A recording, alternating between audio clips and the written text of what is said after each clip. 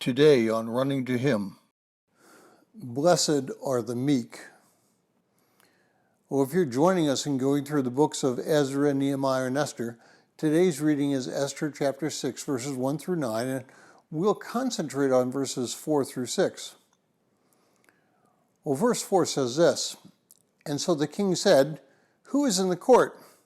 Now Haman had just entered the outer court of the king's palace in order to speak to the king about hanging Mordecai on the gallows which he had prepared for him. The king's servant said to him, 'Behold, Haman is standing in the court.'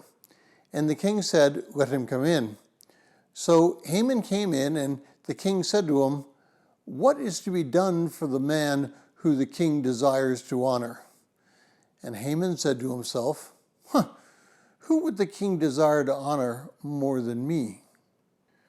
Well, we all enjoy being honored in some way. Having been in the military, I feel a special pride when I see a man or a woman honored because of bravery or job performance which exceeds reasonable expectations. But there comes a time when we as believers need to check our pride at the door, so to speak, and honor others above ourselves. In Romans 12:10, Paul writes, "Be devoted to one another in brotherly love, giving preference to one another in honor." There are two words in this Romans passage which point to the exact opposite of Haman's response. The term devoted comes from a composite of two words in Greek. Separately, they are brother love and family love. When they combined, they carry a sense of sharing within some kind of special family relationship. It may be a physical family, of course, but it may also be such as the church family or another external family relationship. The word preference comes from a word meaning to let lead ahead.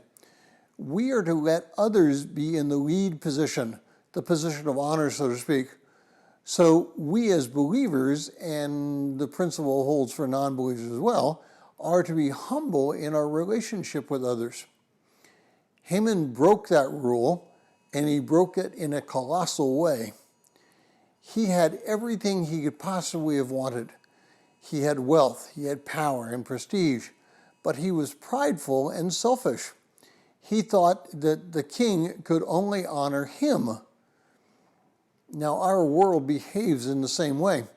If you are recognized for something and you aren't careful, you will trick yourself into thinking more highly of yourself.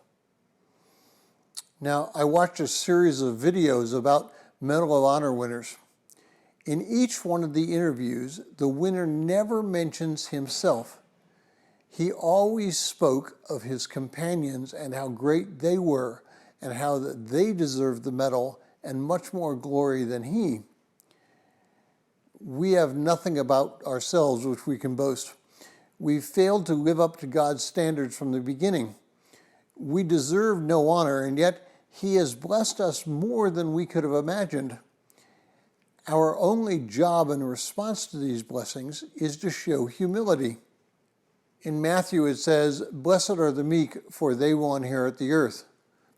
The Lord will tear down the house of the proud, but he will establish the boundary of the widows, in Proverbs 15:25. For listening. We pray that today's devotion was meaningful to you. We would love to hear from you. If you listen to us on Facebook or YouTube, please like, subscribe, share, and tell others about us. You can always email us at phineasjacobus@runningtohim.net.